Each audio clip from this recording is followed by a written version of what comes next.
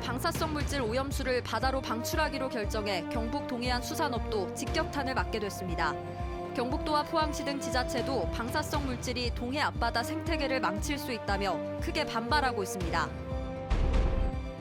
포스코 노동자들의 집단 산재 신청이 잇따르는 가운데 폐섬유증과 폐암에 이어 최근 악성 중피종이라는 희귀암도 업무상 질병으로 인정받았습니다. 포스코 직업성 암에 대한 전면적인 실태조사가 시급합니다. 여러분 안녕하십니까? 포항 MBC 뉴스입니다. 일본 정부가 2011년 후쿠시마 원전 사고로 발생한 방사성 물질 오염수를 바다로 방출하기로 결정해 큰 비판을 받고 있습니다. 원전 배출수에는 삼중수소 등 인체에 해로운 방사성 물질이 포함돼 우리 앞바다의 생태계 파괴와 함께 경북 동해안 수산업계 피해까지 우려됩니다. 장미쁨 기자가 보도합니다. 일본 정부가 후쿠시마 원전 사고로 발생한 고농도의 방사성 물질 오염수를 앞으로 30여 년 동안 바다에 방출하기로 해 논란입니다. 오염수는 2011년 후쿠시마 사고 이후 해결료를 식히기 위해 주입한 냉각수와 원전 오염부지로 흘러드는 빗물, 지하수 등으로 모두 137만 톤에 이를 것으로 예상됩니다. 오염수에는 최근 월성원전에서 유출 논란을 빚은 삼중수소가 리터당 최대 250만 베크렐로 일본 원전 배출 기준 6만 베크렐의 40배가 넘는 수치입니다. 사정이 이렇자 정부가 해양법재판소에 오염수 방출을 중단하는 긴급 잠정조치 청구에 나서야 한다는 주장도 나왔습니다. 국제법 전문가들도 우리 정부가 해양법재판소에 후쿠시마 오염수 해양 방출을 중단하는 긴급 잠정조치 청구를 긍정적으로 보고 있습니다. 경북 동해안 어업인단체도 크게 반발하고 있습니다. 수협 등 어업단체는 동해안 수산물이 방류수로 오염될 경우 경북 동해안 수산업도 심각한 어려움에 처하게 된다며 우려하고 있습니다. 또 포항의 경우 1,300여 가구 5천여 명이 수산업에 종사하고 있고 연간 수산물 위판액만 2천억 원 규모에 달합니다. 사람이 먹으면 안 되잖아요. 그래서 이 타격이 크다는 얘기고 우리 포항시민 50만 인구가 3분의 1이 수산업에 종사하고 있습니다. 그래서 이거는 우리가 어떤 강력한 대책을 쓰고 요구할 수 있으면 정부에 강력하게 요구를 해야 됩니다. 이강덕 포항시장은 후쿠시마 원전 오염수가 안전하다는 일본 정부의 주장은 과학적으로 검증되지 않은 일방적 주장이라며 수산자원의 극심한 피해를 우려했습니다.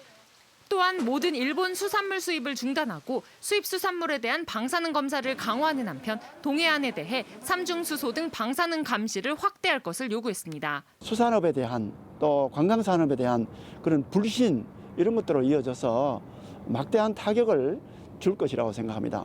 일본은 당장 그러한 방류수를 하겠다는 정책을 철회하고 논란이 커지는 가운데 포항시의회도 일본 정부의 방사능 오염수 해상 방류를 규탄하는 성명을 채택할 예정이어서 논란은 더 커질 전망입니다. MBC 뉴스 장미쁨입니다.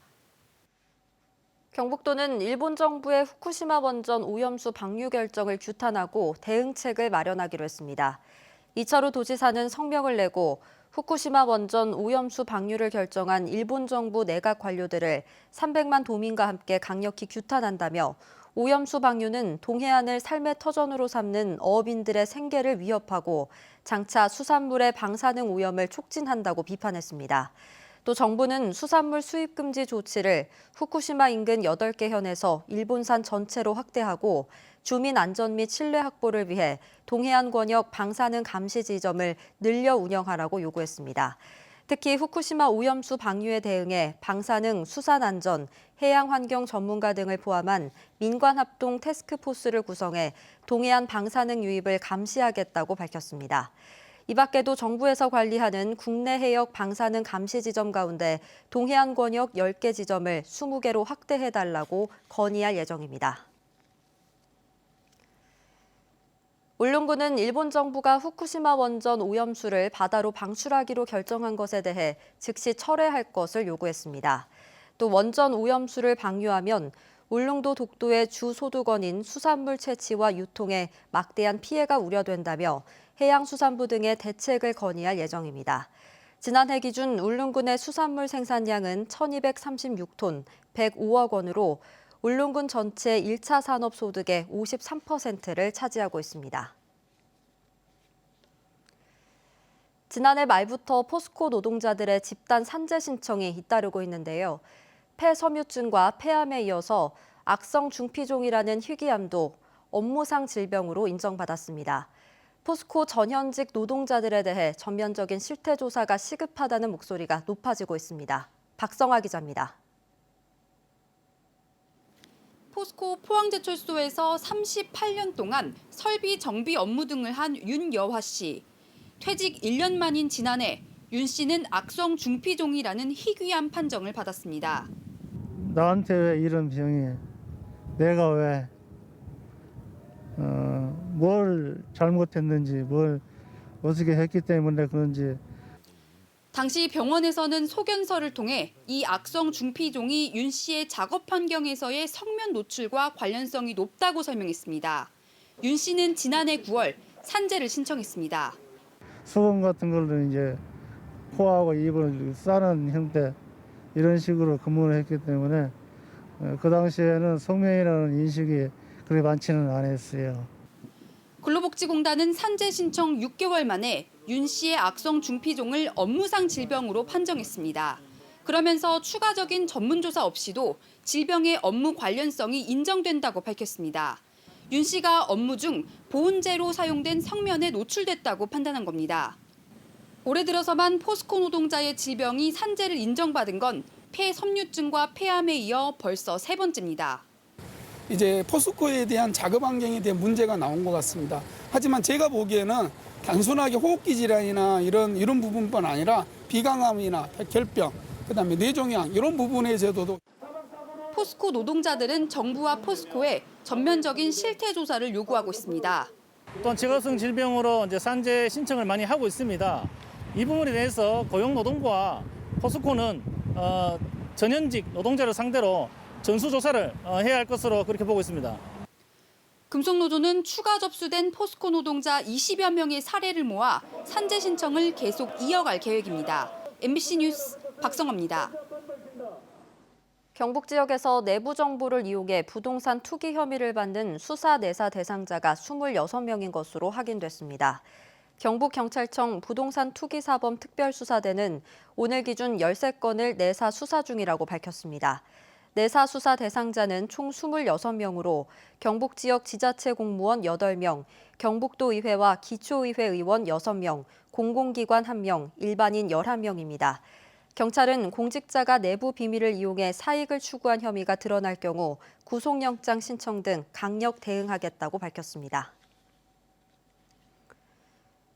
성폭행 의혹이 제기돼 국민의힘을 탈당했던 김병욱 포항남 울릉 의원이 복당 의사를 밝혔습니다. 김 의원은 오늘 입장문을 통해 경찰로부터 혐의 없음을 통보받았다며 신속하게 국민의힘으로 복당하겠다고 말했습니다. 김 의원은 또 성폭행 의혹을 제기한 유튜브 채널 가로세로 연구소를 상대로 민형사상 법적 대응을 진행하겠다고 밝혔습니다. 한전이 경북 울진과 경기도 가평을 잇는 대규모 송전선로 사업을 추진하고 있습니다. 200km가 넘는 사업 구간 중 20%가 봉화군을 지나게 되는데요. 특히 산림보호구역인 백두대간까지 관통할 계획이어서 주민들이 반발하고 있습니다. 김경철 기자입니다. 머리에 붉은 띠를 두른 봉화군 주민 수십 명이 거리로 나왔습니다. 손에는 송전탑 결사 반대라는 피켓이 들려 있습니다. 봉화군은 송전탑 백지화를 즉각 요구하라! 요구하라! 요구하라! 요구하라! 한전이 200km 넘는 대규모 송전선로를 만드는 국책 사업을 추진하고 있는데 설치 구간의 20%가 봉화군을 지나갑니다. 송전선로가 설치되면 석포와 소천, 춘향면에 있는 8개 마을에는 송전탑 79개가 세워집니다. 주민들은 수도권의 원활한 전기 공급을 위해 지방 사람들이 희생해야 하냐며 반발하고 있습니다. 또 이번 사업으로 신한울 3, 4호기 건설이 재개되면 봉화군은 기피 지역이 될 수밖에 없다며 우려하고 있습니다. 봉화에서 이 송전선로를 허용을 하게 되면 신한울 3, 4호기를 바로 짓게 되는 결과가 되고, 그렇게 짓게 되면은 우리 봉화는 방사능 낙진 구역이라는 소문 때문에 특히 송전선로는 생태적으로 보존 가치가 높은 백두대간을 관통하기 때문에 환경 파괴도 불가피합니다. 송전탑이 들어설 이곳 백두대간은 국내 최대의 금강송 군락지이자 멸종 위기동물 10여 종이 서식하고 있는 곳이기도 합니다.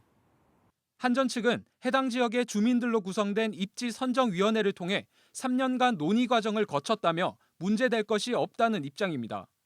저희 한전에서 일방적으로 선정한 게 아니라 입지선정위원회라는 위원회를 구성을 해서 그 위원회에서 어떻게 보면 결과지를 선정을 했습니다. 절차상은 저희가 문제가 없다라고 지금.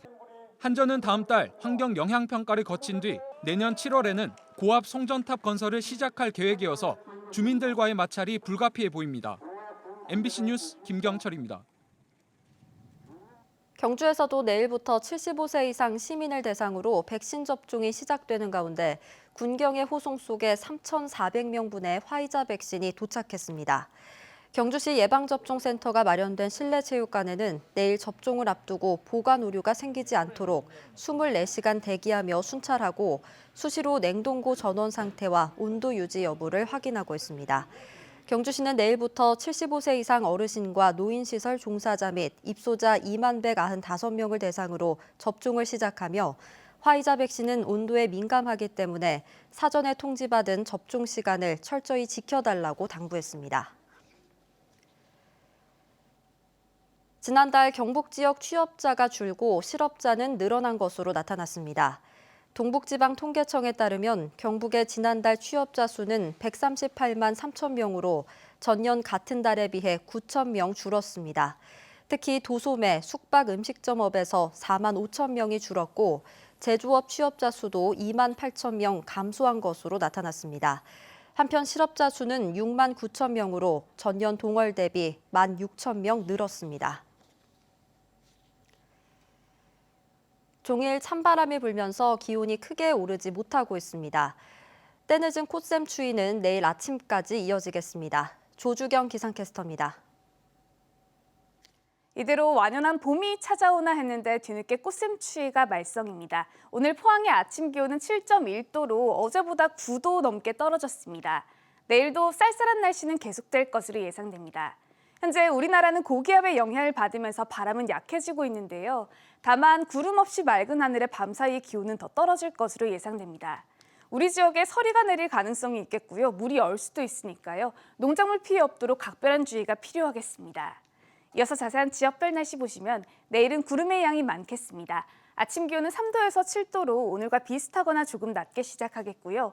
한낮 기온은 15도에서 18도로 오늘보다 2도가량 높겠습니다. 울릉도와 독도의 아침 기온은 울릉도 9도, 독도 10도로 시작해 한낮 기온은 울릉도 14도, 독도 13도가 예상됩니다. 동해 바다의 물결은 0.5에서 최고 2m로 비교적 잔잔하게 일겠습니다. 우리 지역은 목요일 밤부터 차차 흐려지기 시작해 금요일 새벽부터 아침 사이에 빗방울이 떨어지는 곳이 있겠습니다. 그리고 다가오는 주말 사이에는 맑은 하늘 볼 수 있겠습니다. 날씨였습니다. 경주 외동에서 울산 농소를 연결하는 7번 국도 대체 우회도로 건설 공사가 시작됐습니다. 부산지방국토관리청은 1,687억 원을 들여 울산시 농소동에서 경주시 외동읍 구월리까지 5.9km 국도를 오는 2028년 완공할 계획입니다. 이번 사업은 국가균형발전 차원에서 추진되는 전국 11개 예타면제 국도 건설 중 하나로 부산에서 울산, 경주를 잇는 7번 국도의 만성적인 교통 정체를 분산할 것으로 기대됩니다. 경주시는 중심상가 빈 점포를 활용한 창업 지원 사업 지원자를 오는 21일까지 모집합니다. 대상은 만 20세부터 59세 이하의 사업자로 등록되지 않은 식음료 및 창작 체험 업종의 창업자며 15명을 선정해 임대료와 시설비 등 최대 1,600만 원의 창업 자금을 지원합니다. 이번 사업은 경상북도와 경주시가 시행하는 중심상가 골목상권 제도약 사업의 일환으로 경주 중심상가 시장상인회에서 사업 전반을 추진합니다. 경상북도가 내년도 국비 확보를 위해 서울에서 경북대구 국회의원과 지역에 연고를 둔 비례대표까지 16명과 간담회를 하고 대응 전략을 논의했습니다. 경상북도는 내년 국비 확보 목표액 총 10조 원 중 교부금 등을 제외한 사업 국비를 517건, 5조 3천억 원으로 잡고 이 중 70개 사업에 대해 국회의원들과 지역구별, 상임위별로 분류해 협력 체제를 구축하기로 했습니다. 특히 지난번 국회에서 보류됐던 대구 경북 통합신공항 특별법의 제정과 신공항 연계 교통망인 서대구 신공항, 의성간 철도 연결 등의 예산 확보, 예비 타당성 조사 면제 등이 반드시 이루어질 수 있도록 협조를 요청했습니다.